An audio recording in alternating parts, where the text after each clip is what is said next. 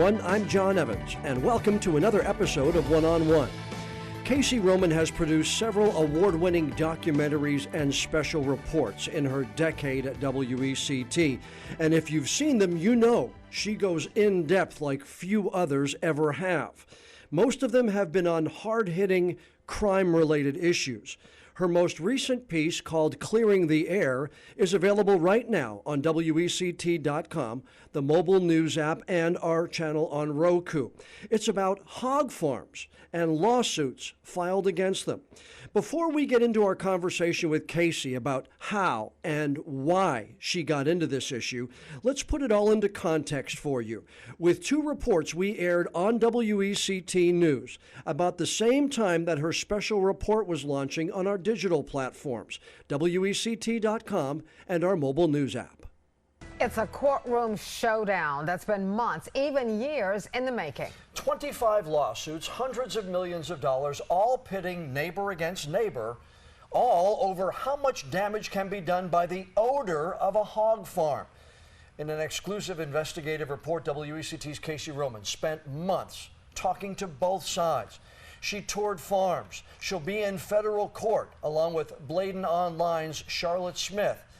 Charlotte saw the last verdict come down, a $473 million award to the farm's neighbors. She says no one would ever argue hog farms don't have a smell, but the farmers didn't get a fair trial.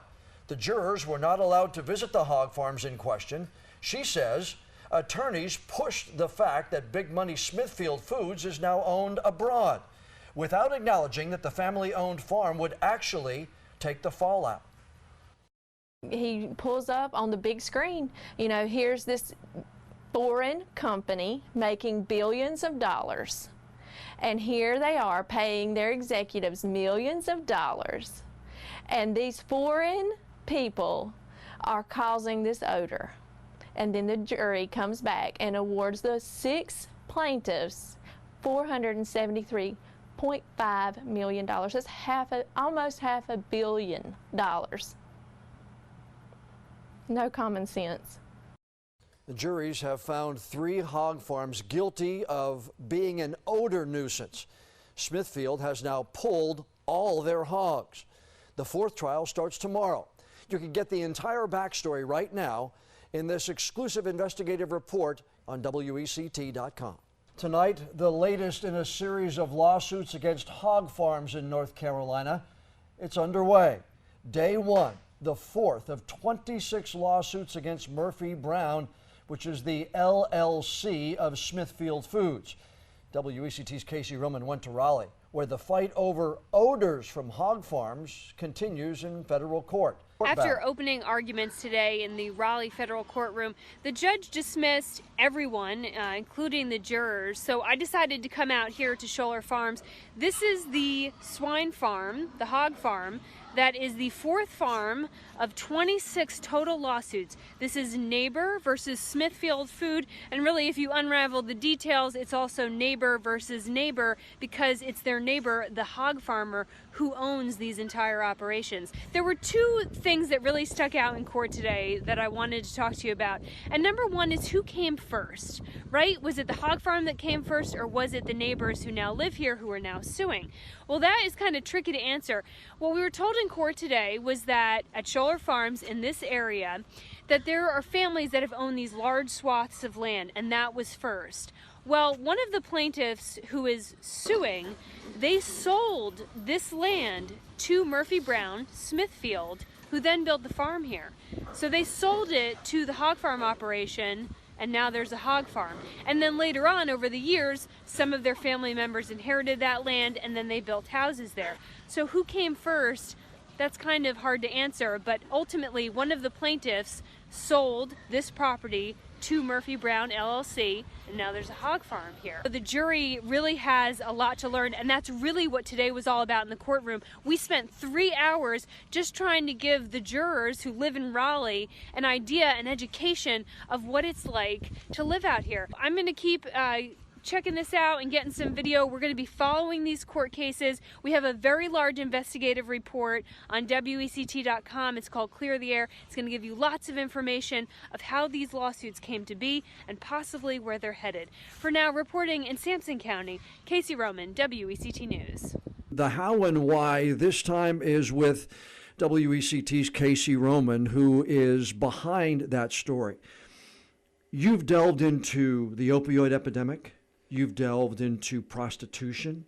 You've delved into homelessness. You've delved into beggars, people we see asking for money. Why hog farms? What got you into this? I wanted no part of this story. What got you into it? Peer pressure. I knew that this was going on. Well, first I'll say that when we hear about lawsuits all the time in the newsroom, so a $25 million award, big court, like that does not register on, I think, our Richter scales necessarily, just because you hear about them so much. So there was the 25 million, there was the 50 million, and then there was 400, so that's 473 million, you know, that's going to get anyone's attention.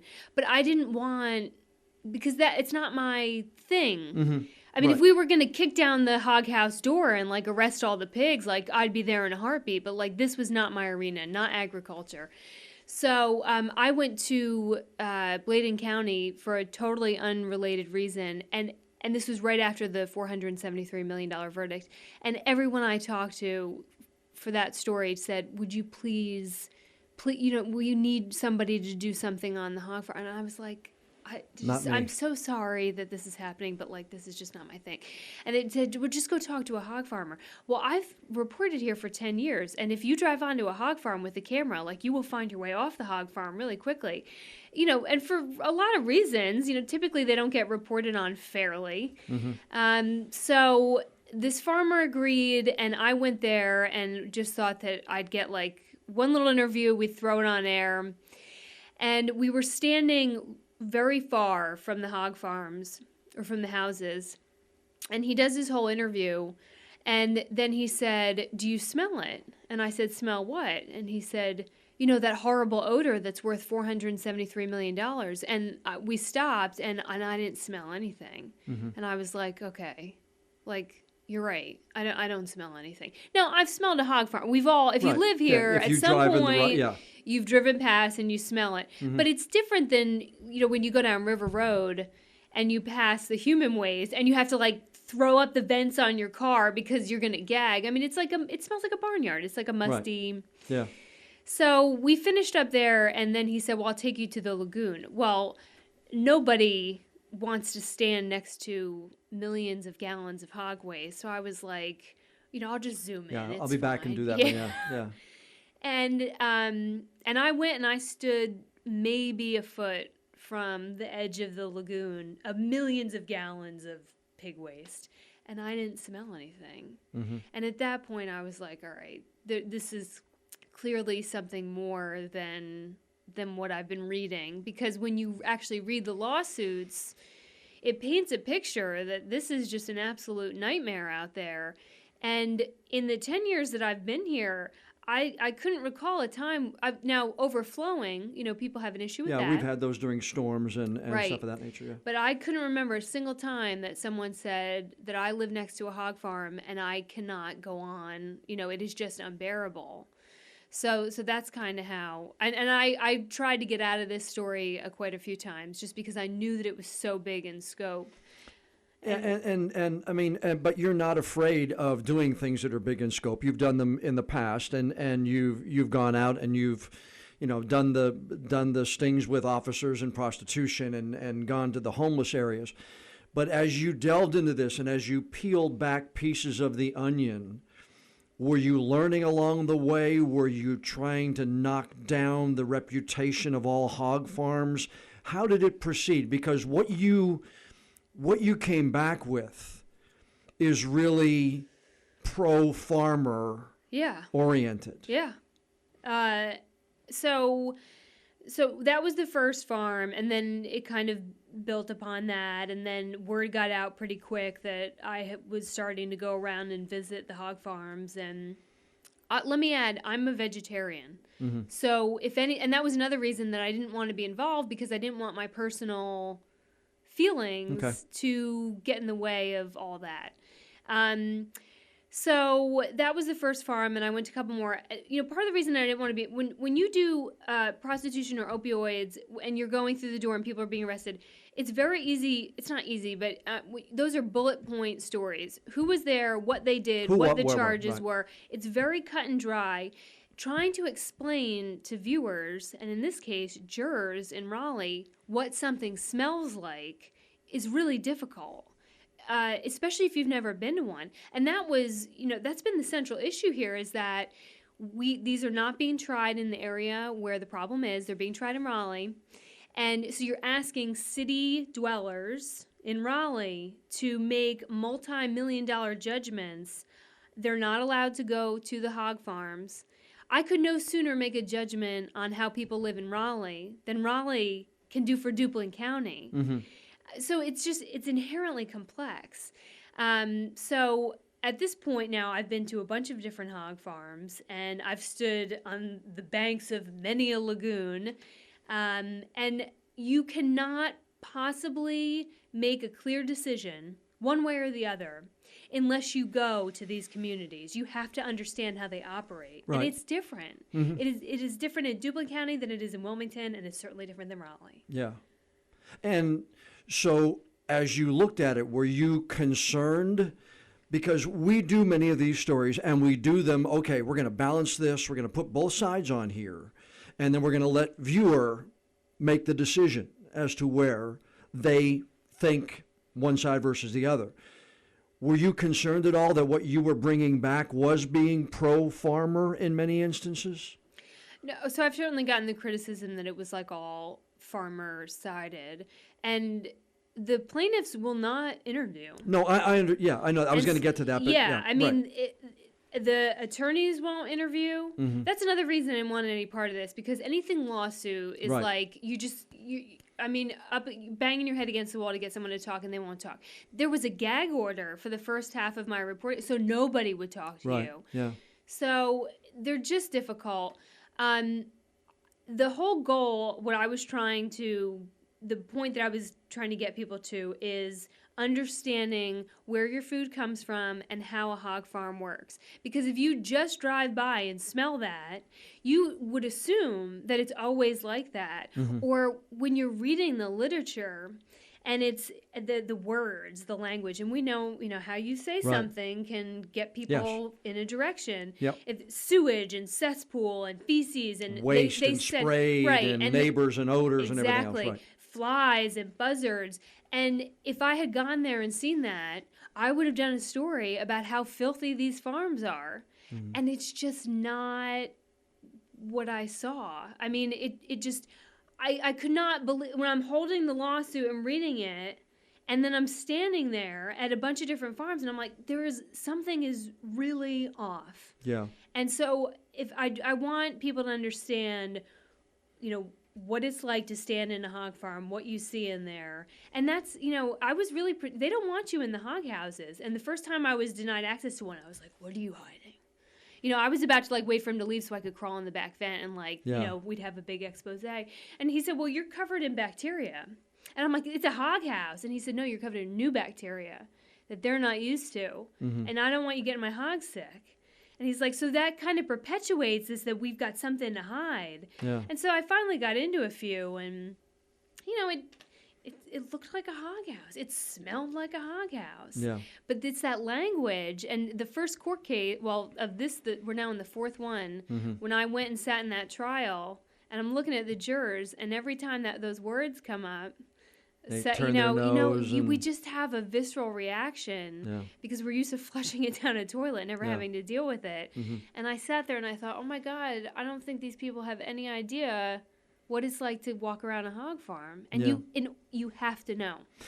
As you put this, I'm going to punch it up on the again on the website here, and as you presented this, it's presented in, at least video-wise. I mean, you've got great pictures here, but you present several little video vignettes along the way with some of the people here that you spoke with, and I think this may be That's Charlotte. the lady from Bladen Online, Charlotte Smith. What was the reason behind doing the little video snippets? I mean, in the ones you've done before, you've done 48-minute pieces that run in prime time. You've done 28-minute pieces or 26-minute pieces that run in a half an hour. Right. You did this video-wise in what I can count 6 little video snippets, I guess, to interweave through this story. Why that way? So we've got 26 lawsuits. We're on the 4th. This will go on, if this continues, if they don't settle, this will go on for years. And then the first 3 are in appeals court. So now take however long it takes to get through 26 lawsuits and then add all the time to get through appeals. And so I knew we needed kind of a living document that we could add to over time. Mm-hmm. And with the documentaries, they're a bit one and done. Yeah. You know, they air and they're, you know, we make a big rollout, but then, you know, that they're over. So this I felt like needed to be something that could grow on. In all the documentaries, I don't talk. I might open up and present, but unlike all my other stories, I never speak. And that's intent. It's very deliberate. And the same with these is because I don't want anyone to say that it's a soundbite and then I took what they said out of context or I changed it. You know, I never speak during the documentaries. And so I wanted it to just be their testimony. This is what they said. And really the only editing that I did was to take out my questions and the and some of that nature to make it flow a little bit better.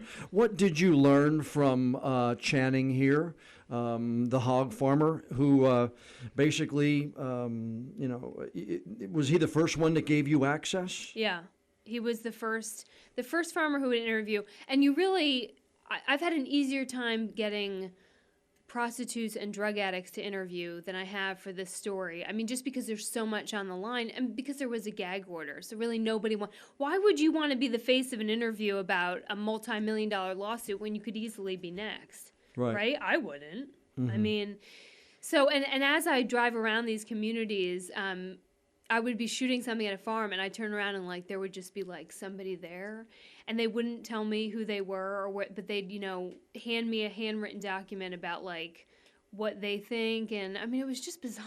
It was just bizarre that this is between neighbors, people who have lived next to, some of the plaintiffs have worked for the hog farms. I mean, these are people who've been intertwined.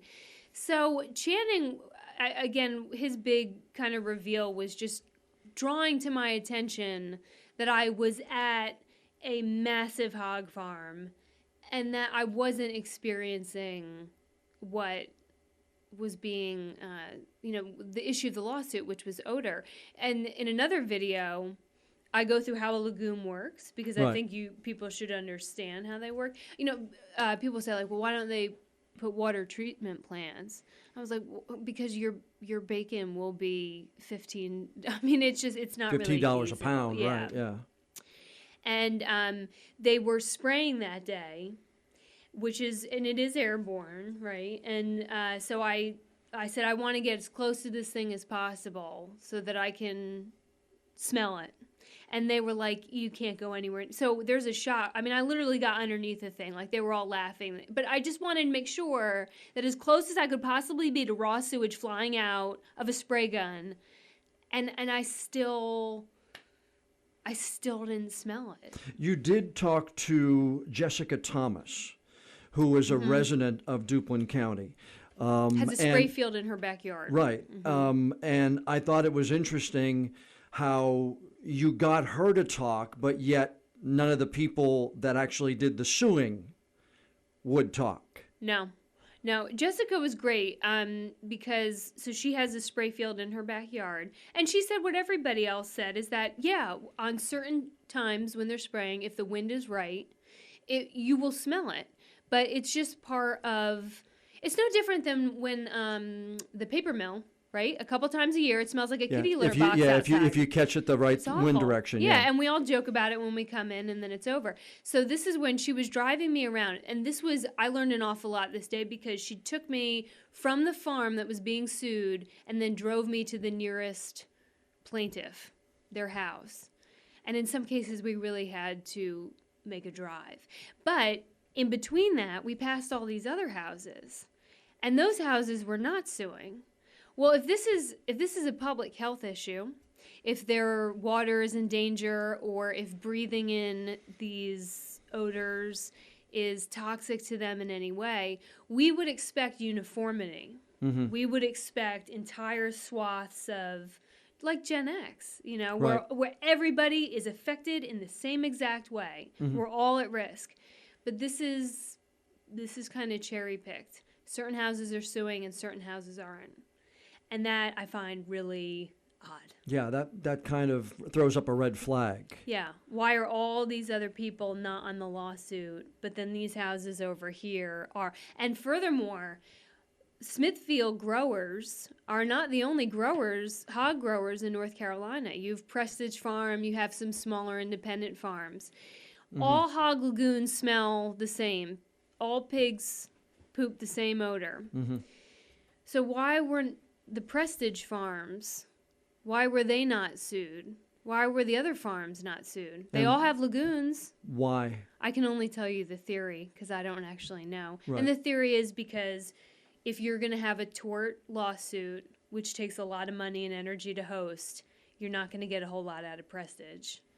Smithfield, huge company. Right. And you point out early on, recently purchased by an overseas entity, even more money as a possibility. Like billions of dollars. The one group you did get to speak was Reach. Yeah. And Devon Hall. I think, am I pronouncing his name correctly? Devon, yeah. Devon. Why was he willing to go on and talk to you, do you think? So he he wasn't thrilled about it. I learned a lot from Devon. I really did. And he is very well-spoken. And according to him, they've had issues with the hog farms for years. And whenever they go to their county commissioners or anybody else, they don't get any help. And that may very well be true.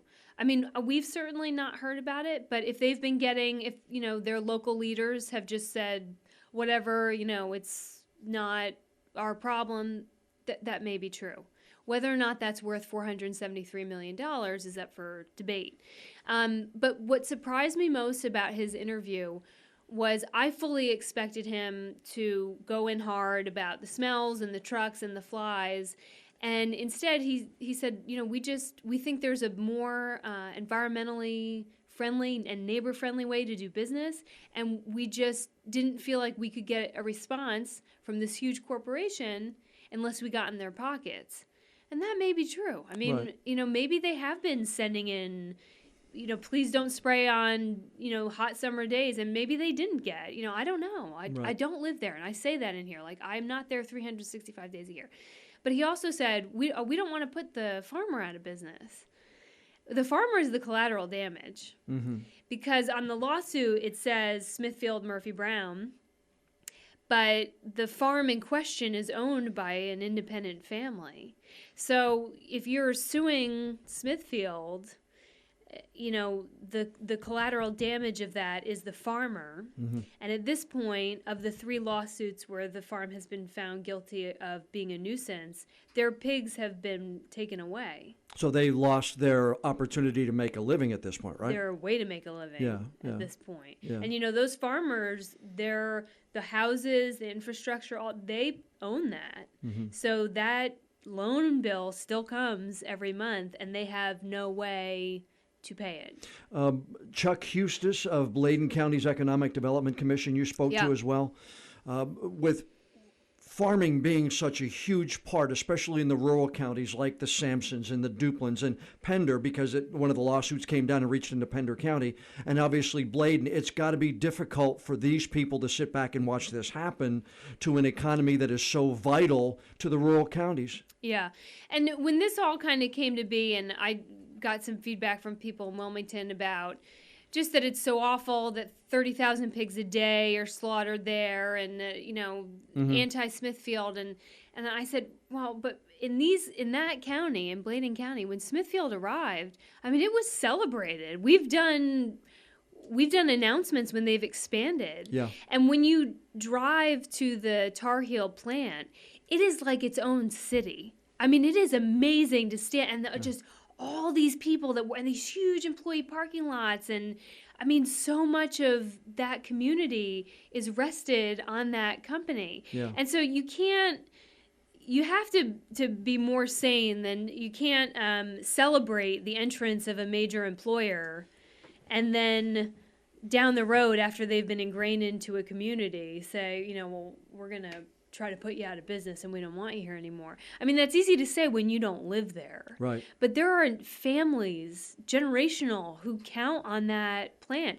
If Smithfield packed up and said, we're not doing this anymore, we would have the Detroit agriculture.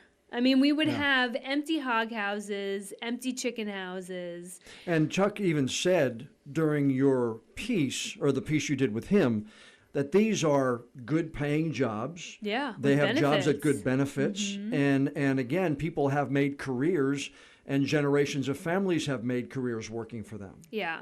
And, no one will ever argue that hog farm or hog production doesn't have an odor, or that Smithfield can't make improvements. But it's like we got from, what felt like zero on our end of not hearing about this to $500 million. And we're not even halfway through the lawsuits. And so even if they all get thrown out, or even if the plaintiffs are awarded oodles of money, these out-of-state attorneys are going to pack up and go home. And they'll be set for life after these lawsuits. But these communities will never be the same. And if you spend any time out in our rural communities, everybody knows everybody. Their kids all go to school together. Yeah. They work for one another. And they will, I don't think for generations they will heal from this. Because how do you possibly get over the fact that a bunch of your neighbors sued you for millions of dollars when, according to the farmers, they never had any issues, and according to the plaintiffs, you were always an awful neighbor? When you put this all together, was there an element that you thought it still needed, or are you satisfied in this as much as you were satisfied in Flying the Sign and all the other ones that you've done? I think it needs a plaintiff, at least one. I mean, I understand the nature of lawsuits. I get that. And that, once attorneys get involved, nobody really talks. But for what's on the line, for not just now, but for generations to come, if you are going to sue for that amount of money, in court you have to face your accuser. But entire counties are at stake, the livelihood of those counties. And I feel like you have an obligation, if you're going to sue for these amounts, to face all these people that will be affected. If the whole county was suing, it would be one thing, but it is 500 people of tens of thousands involved. And I feel like the onus is on you to represent what your attorney is saying in court, because not just the farmer is affected, all of his employees, all of his neighbors, the property values. If these companies and farmers go out of business, the tax base for the school system, like there's a lot on the line, and I think you have a responsibility to say something about that. As you, and I've known you now for a decade plus, I know you don't go into anything half-hearted. I know once you get into things, you go in and you jump in with both feet. When it comes to a hog lagoon, you probably put boots on, but you jump in with both feet. Where does this one rank in pride, in being satisfied with how you started and what you ended up with? I think the other documentaries were really to show people the thing that they weren't looking at, that was going on like right in their neighborhoods, and they were very high energy and a bit shock and awe given their topics. I think this is the only one where it actually immediately affects people's lives, and people who, in Wilmington and Raleigh are quick to forget about. Most people in Wilmington could not tell you where Bladenboro is. Mm-hmm. We just don't spend a lot of time out there. The irony of that is how dependent our communities here are on them. Yeah. I mean, I don't think about where my food comes from, but it's just there. And when you see what it takes to not just hogs, but chickens and produce, and you forget that there's someone who has to do that every single day. I mean, they don't take vacations like we do. There's no 2 weeks off when you have 92,000 turkeys. Like, it doesn't work like that. Like the gentleman who you profiled on Thanksgiving Day. And also, these are people whose children go to school. These are people who come to Wilmington to do shopping trips. They buy in the stores in the Lelands and the Bladenboros and the Elizabethtowns and the Clintons and the Wallaces. So there are those other 2 and 3 tentacles, and you pull the layers back, and it could impact a lot more than just immediate families. Yeah. I think people have this idea that farmers are these like overalls and simple folk. They are extremely intelligent. I mean, I went to the permit meeting yesterday, and all these farmers are talking about copper and magnesium levels in the soil and like permeability of that. I was like, oh my God. Like, I mean, they really are like, they know everything about how these farms work. And a lot of people like to show videos on the internet of when someone like breaks into an animal house. And when you go into a hog house, if you choose to shoot certain things, you will get an outcome that you want. When you walk into a hog house, you're the new shiny thing in there, and like all the pigs rush up to to like get some attention. And so if I only shot really tight shots of video, it would look like they were stacked on one another because they are trying to like get to me. Mm-hmm. But they're not these ragtag operations where, they keep all these logs and registers, and it is very complicated. You showed that the other day in the turkey piece, that the truck had to the undercarriage of the truck had to get washed down before you went inside. You had to put on booties and a uniform just to walk into turkey house. When we drove up and that thing turned on and I like hit the brakes, I'm like, what in the hell is this? And he was like, you have to go through it. And they get chlorinated water. I wouldn't drink our water. Yeah. Just think of it from like an economic standpoint. If your paycheck rested on the health and vibrance of an animal, wouldn't you want it to be the best possible animal when it went to, you're only getting paid if it's in great shape. Mm-hmm. That they don't do yoga with these pigs. That's how they make money, by putting the best animal forward and you're going to eat it. Yeah. So it doesn't actually make sense economically and financially to mistreat and not care for these animals. I'll also say that when I do documentaries, you're with people for long amounts of time, and it's what they do when you're not filming them that you try to pay attention to see where the actual truth is. Sure, yeah. And at every single farm that I visited, when I would put the camera down or take a break, I noticed that when a farmer would be talking to me, and we'd be making eye contact, and he would instinctively put his hand down and like touch the animals. You wouldn't do that if you didn't care. Like, that's a human to animal, almost, pet-like. What you do with the dog around the house, yeah. Right, and they all did it. Instinctively, and you don't have to do that if you don't care, and if it's just a commodity that you're selling. You would never do that if you didn't care, and stuff like that is what I noticed while shooting this. Wow, that's an interesting point and an interesting take on something like that you notice something that yeah, because it would just be a product otherwise. Yeah. Once again, it's called Clearing the Air, the latest investigative report filed by WECT's Casey Roman. As you can see, when Casey gets involved in an issue, she spares no expense on time involved to get to the story. It's available for you to see right now on WECT.com, our mobile news app, and the WECT channel on Roku. I'm John Evans. Thanks so much for joining us for this week's episode of One on One.